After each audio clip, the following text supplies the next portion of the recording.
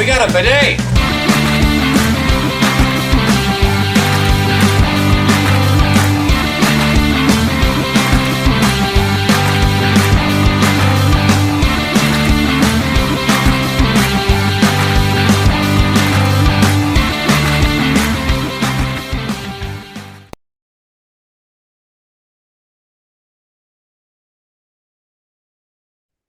Hey everybody, and welcome back to another video. In today's video, we're talking about the latest episode of Mando. It is episode 7 of season 3, so we are approaching the season finale. So today we're going to talk about, what we got in this episode that is leading up to that, and then we'll tell you about our thoughts, and then it's up to you whether you want to watch it. So I'm going to go ahead and cover what happened this week. We got some pretty good stuff, honestly. It's probably my favorite episode of the season. We opened the episode with a shot of kind of like the underbelly of Coruscant, which was really cool. We see Alaya walking through the streets, and she is trying to find basically a spot where she has some privacy. Like she can't be spotted by people walking along the street. And she's greeted by a probe droid with a message, and that message is from Moff Gideon. So our very first time seeing Gideon in season 3, at least physically seeing him, because he has been talked about a little bit. And they discussed a little bit of what happened on Navarro. So supposedly the pirates were hired by Alaya to try to take care of some business there on Navarro, but the pirates were unsuccessful, obviously. And Gideon thought maybe it was the High Republic or New Republic that was meddling with things, but Alaya tells him no, it was the Mandalorians. And so Gideon says, well, I'll take care of that, kind of a thing. So Gideon turns off his little call thing and goes back into, I would probably call his fortress at this point, where he resides. You can see the picture behind Sarah. This is part of where he's at. This is actually where he's leaving the conversation with Alaya and then going towards a meeting room. And in this little meeting room, we have a bunch of holograms of other Imperial officers, so to speak. They are all remnants of the Empire after it fell. So like there was different spots around the galaxy where there were still Imperial followers. And basically what they're all doing is they are trying to gather resources so that once they have enough resources, maybe they can be a driving force of bringing back the Empire at some point. And we get a couple of interesting conversations here. One is that one of the guys in the room is being very successful with gathering materials, and the rest of the group members are a little cautious about that, because the more and more he does, the more likely he is to be either caught or recognized of what he's doing and who he is. So they kind of want him to lay a little bit more low than what he's been doing. And then there's another one that's really important. There's like 3 main things that are going on here. The other one that's pretty important, but it's also a little bit of a side conversation, is there is somebody by the name of Hux that's involved. And a lot of people I've seen on social media think that this is Hux from the sequel trilogy, and it's not. It is Hux's dad from the sequel trilogy. So don't get the two mixed up. Some people were thinking he was recast, and he wasn't. Don't get that mixed up. But he is in charge of Project Necromancer, which, if you know anything about that word, it has to do with resurrection and whatnot. And he's asking Gideon about Dr. Pershing. Pershing is a director of another Star Wars movie. Pershing. He's asking where he's at. Why hasn't he, been sent to Hux yet? And basically, Gideon was like, "I don't care about that. I'm not going to take care of it. That's up to you," kind of a thing. That's kind of his attitude towards it. So we know that there is some workings happening with Project Necromancer, which is probably what has to do with resurrecting the Emperor. And then the last thing is what Gideon wants. And he is requesting some resources from his peers. He wants 3 Praetorian guards, some TIE bombers, and I think some troopers and stuff. They all kind of question it at first, but then Gideon gives a little bit of a speech of, we should all be helping each other do better. That way, once we're all really, really good and got all of our supplies, then, we're going to have to work together anyways in the end, kind of a thing. Because, with the Empire, everybody's trying to be the best and look the best. Whereas here, if they do that, they won't flourish with their plans. So they agree they will be sending Gideon this stuff. And that pretty much wraps up Gideon for right now. We do cut back to the Mandos. So they are the good chunk of this episode.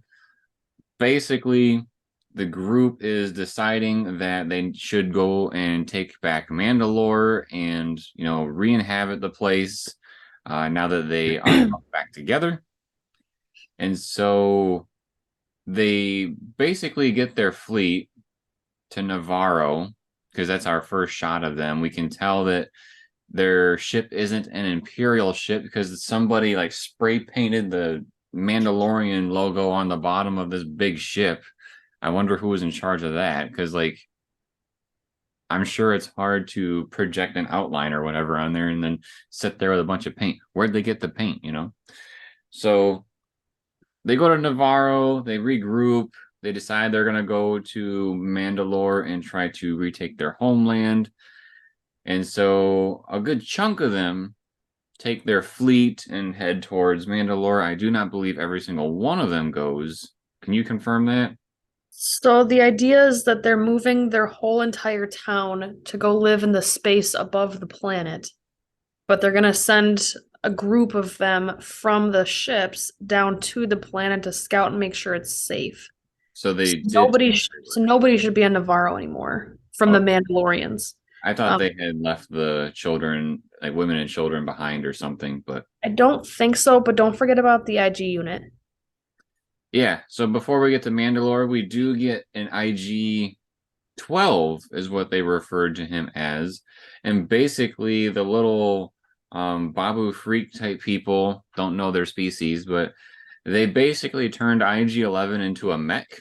So then Grogu can sit in like where the heart would be, so to speak, and control it. And there's also buttons on there where he can say yes or no. So like any other child, they get something with new buttons when Mando and Grogu are walking down the street.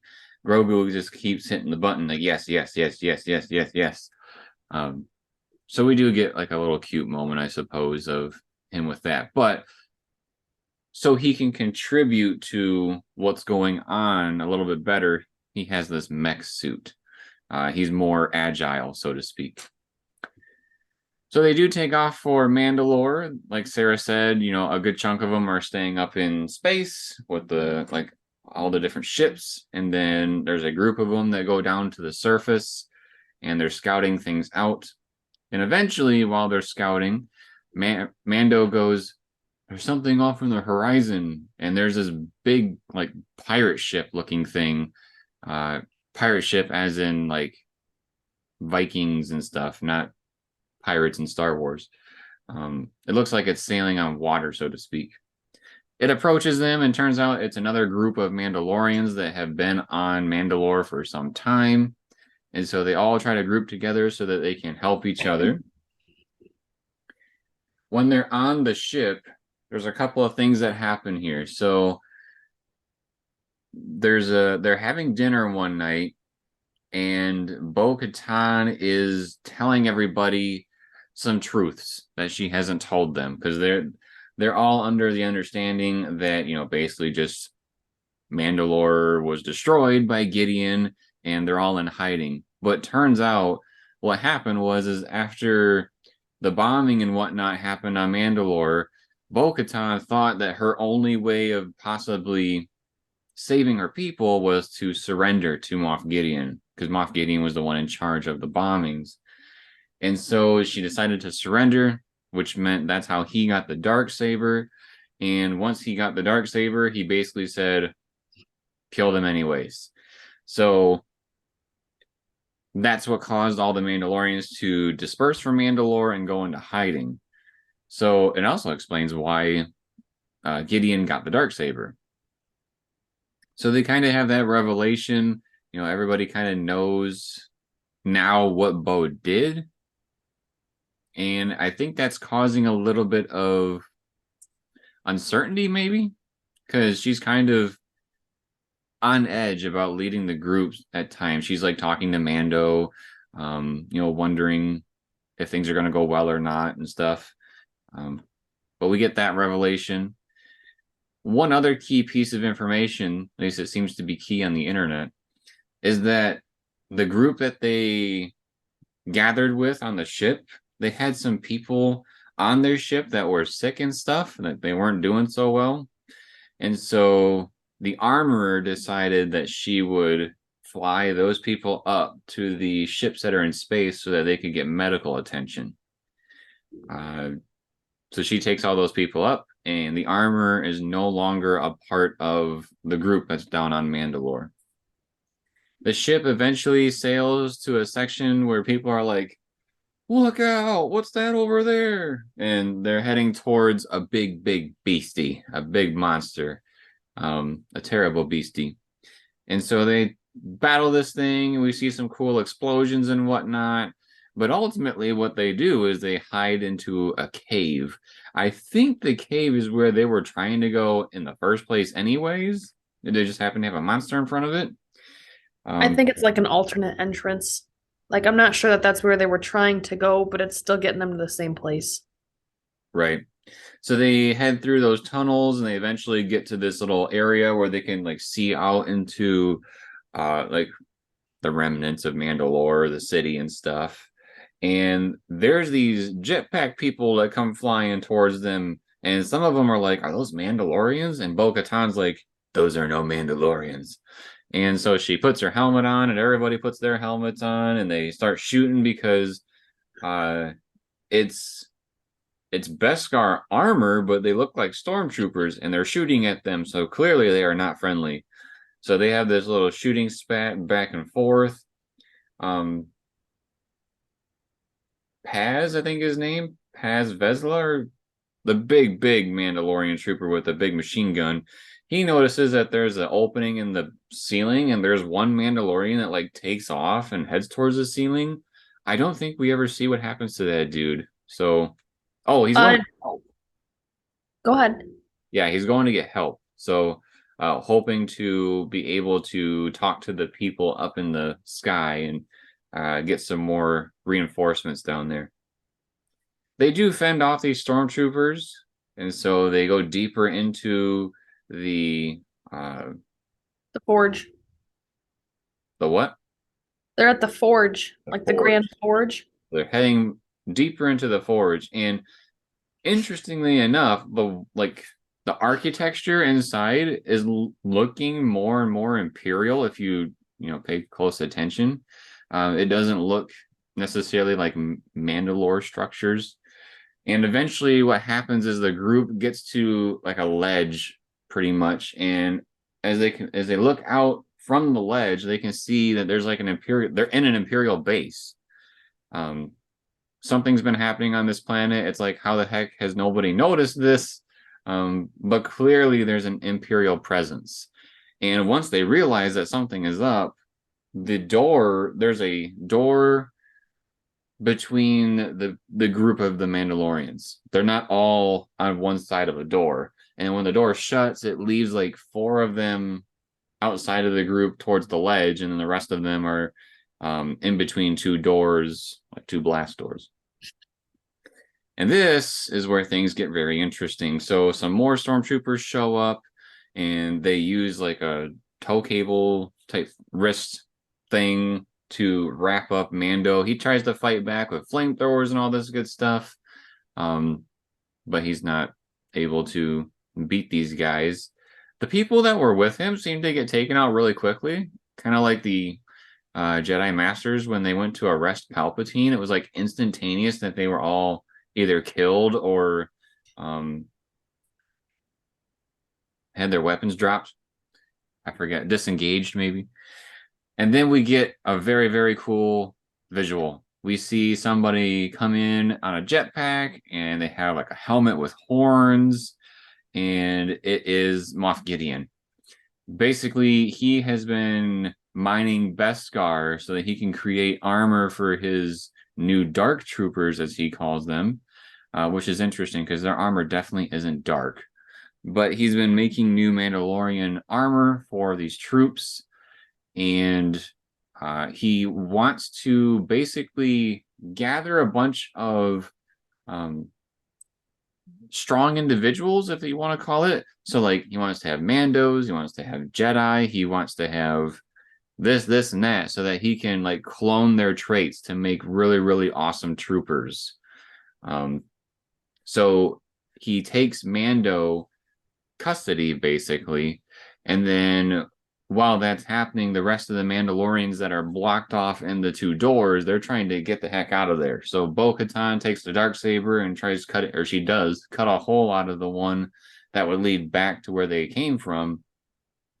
But I think the door opens that's connecting them to Gideon, and the Pav dude with the big machine gun goes out there and he's like, I'll hold them off. And he hits the button, and then the door shuts, and he's just peppering the heck out of all the different stormtroopers. Eventually, his gun overheats, and so he has to go hand to hand combat. And it's kind of funny because it reminded me of just like watching King Kong, because he's just taking his fist and pummeling the stormtroopers, and supposedly his punches can really affect Mandalorian armor. Yeah. And then his last resort is to throw them off the ledge. So after he gets them a little dazed and confused, he throws them over the edge. And then we find out why Gideon ordered uh, Praetorian guards. Praetorian guards are from The Last Jedi. They are the red troopers that were guarding Snoke. So they come in, and Pav puts up, or Pav, whatever. He puts up a good fight. Paz. Paz, okay. That's what I was just looking up. It's Paz. Paz puts up a good fight, but in the end, he gets stabbed really, really good. Like, I'm surprised they did what they did with this visual. They like, took their sword and like gashed it between his neck, like the armor of his helmet and his back, into that little spot, and just kept pushing and pushing until he finally died. I mean, this is after he'd been punched in the stomach and they tried to chop his leg off, but it was really more like they just took his leg out from under him because his leg didn't fall off. Yeah. So he got hit quite a few times, pretty good with them things. The last important thing is that Gideon also ordered his fighter squadron to go up into the skies and try to take out the Mandos that are up above. So what we have leading into the finale is that Mando is caught, like he is basically imprisoned by Gideon. The Mandalorians that were with Mando are now fleeing and trying to run away. And there are Imperial ships heading up towards the ships up in space. So that's what we have to look forward to with the season finale. There has been an interesting post on Twitter, Instagram, and all that of one of the actors that plays Mando, and he said it's going to be an emotional episode, and you may regret asking for more. So I guess What do you mean by one of the actors that plays Mando? Do you mean Pedro Pascal? he is only the voice. He is not the guy in the suit. Oh. Yeah, I learned that too. I was like, okay. Except for the scenes where they took his helmet off in like previous seasons, I'm Right. assuming. This season, he didn't take his helmet off. Right. So that's why it's played by other. Weird. I did not know that. Yeah. So Pedro Pascal is the voice, There was even some rumors that like Disney tried to shaft him on his paycheck because they wanted to pay him as a voice actor and not what he's been paid recently. But that could be all a rumor. But he is the voice. He is not the person in the suit. So, Sarah, what did you think of the episode? It had some real good potential. There were some really cool scenes. I really liked the intro with Elia. They did a good job with the music and just making it look spooky and stuff, with her going through like the underbelly of the nice planet. Coruscant? Um, but there were some big swing and miss moments that I think if they had had a little bit more effort put into them, this would have been a really great episode. And it pains me to say that the best episode of the season was still a disappointment.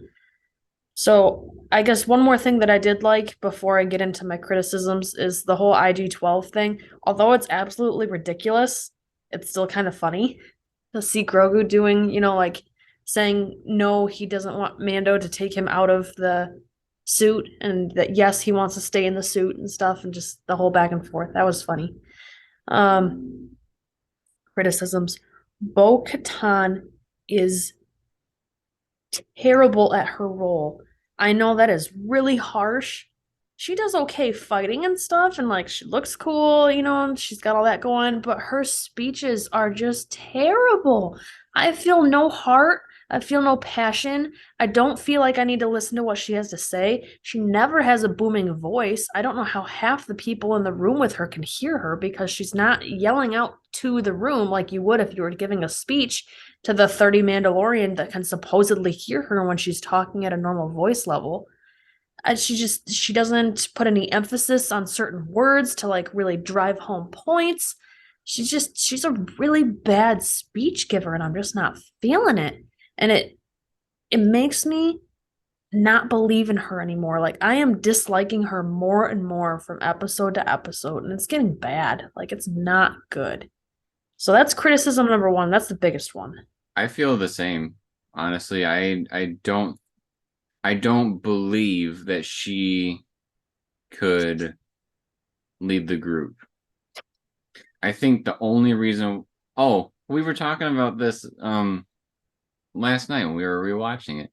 She has the dark saber, and there's like this really awkward shot of her showing the dark saber to Din Djarin, but she basically is telling him that she believes the only reason why that nobody or that anybody is following her is because she has a dark saber. That's why she shows it to him in the very awkward shot that they did. Um, It was so cringy. and I feel the same as far as like, why would they listen to her if uh, she didn't have the dark saber? I know we talked on a previous episode. I think it was the last one that we just watched with Jack Black and all and Lizzo, where she was trying to grab the attention of the Ognaughts, and I felt like that was a decent representation of what her leadership is if people didn't care about her dark saber. So I think that kind of translates here too. It makes me wonder, like, because it's happening so much, I feel like it is intentional by the directors and the writers.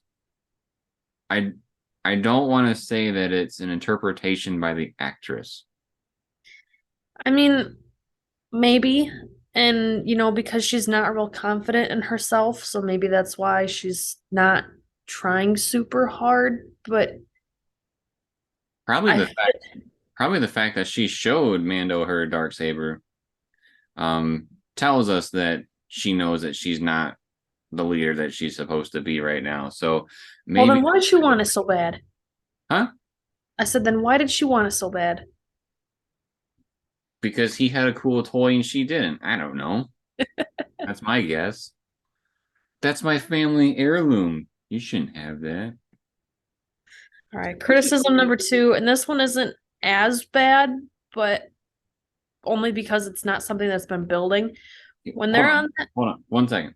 okay. I was gonna also add on to that whole thing. They were talking like when she was talking about how she surrendered to Moff Gideon, and when she surrendered to him, she just handed him the dark saber, it still breaks what they were talking about with season 2, where they're like, no, you have to kill, no, you have to kill. And then ever since then, it's just been handing it off. It doesn't make a whole lot of sense. But okay, go ahead. I guess maybe with that, it's the whole do you yield thing, you know? Do you bend the knee? So criticism number two for me is when they're on that like pirate ship and they're going across the because when they're on the pirate ship, I don't think they're even in the water. I think it's more just like a normal vehicle that's going across the sandy, crusty planet of Mandalore. Because this place has been bombed so many times, there's not really any water left unless you go way deep into the planet. But anyway, they see this, they've got somebody up in the crow's nest. His whole point and purpose of being up in that crow's nest is to look out for dangers and to warn them so that they can avoid them. And he sees the danger of this giant monster. And he doesn't really know what it is, but he knows it's something not good. And he tells everybody. And what do? They just drive right into it. What the heck are you doing? Why didn't you stop the ship? Why didn't you turn around? Why didn't you take a turn? Why didn't you go somewhere else? Like, Well, what Sarah, was that? it worked out so well for the Titanic that they thought they'd do it too. Oh, one more thing that's fun about, and you guessed it, it's about Grogu in that IG suit, right? So when they're on the pirate ship before they crash, they're still having issues between the two different Mandalorian groups. And Paz being, the big guy with the machine gun, and Axe Wolves being kind of the leader that took over after Bo left from that other group, the ones that don't wear their helmets. So they're playing some form of chess. It's like a weird Star Wars chess. It's not hollow chess. It's something different. Um, they're debating some of the rules and what moves are legal and illegal and whatnot. And, they're still bickering and fighting. And so they wind up getting into like an actual fist fight with their vibro blades and stuff. And, trying to trip each other with their jetpacks and stuff. And they just keep going at it. And then all of a sudden, you see Grogu holding both of them with the IG's hands and then just using the button, no, no, no, no, like telling them to stop fighting, but using the thing to say no since Grogu doesn't talk. And so I thought that was pretty cute. I'm not sure how realistic it was, but it was still fun. I found it to be interesting that Bo Katan, like when she saw the fighting, she basically said it was inevitable, so just let it happen. I was thinking to myself, like, your job is to unite these people. Well, sometimes that didn't strike me as much as what you might have. Sometimes when you have two different groups like that, you almost have to let them hash it out so that they can solve their own problems. Because if you constantly try to keep them apart and just tell them to play nice, they're always going to hold something against the other. All right, Sarah likes the brute force approach. What did you think of the episode besides, the things that I've mentioned so far? Well, I mentioned that, I thought it was probably one of my favorites of the season by far. I felt like the first two scenes really hit nicely. The Coruscant scene was a nice segue into it, and was the atmosphere was a great way to set the tone of what's going to be happening in the next scene or two. I thought the scene with Gideon was very well done, especially with the scene that's behind you. That was like our first shot of his little fortress, which was cool. A lot of people I've noticed on social media don't like that they are using the Mandalorian to connect to certain things in the sequel trilogy. I think it's all right that they're making the connection, like with Hux, with the Emperor and whatnot. I think that's fine. I think it's kind of cool. As long as it's not in our face and it's overtaking the show, I kind of like those little tidbits, especially because when we were in season 2 and they went to that Imperial base and they saw the clones, everybody wanted to know what the clones were. And then now that we're here in season 3, I saw some people chirping about Project Necromancer, and it's like, I thought you wanted to know about this stuff. You know what I mean? So I like that stuff. I like the connections and seeing them. The Mandalorian stuff was pretty cool. I thought the IG thing was interesting. That's an interesting way to let Grogu be more a part of things, I suppose. I'm just waiting for him to just unleash heck with his force powers accidentally or something, since he doesn't have a master anymore. The action sequence at the end was really cool. Moff Gideon's armor set was awesome. His mustache missing was not awesome. Yeah, Sarah was wondering what is wrong, what is up with this guy, and I was like, well, he definitely looks older. And then we realized the mustache is missing.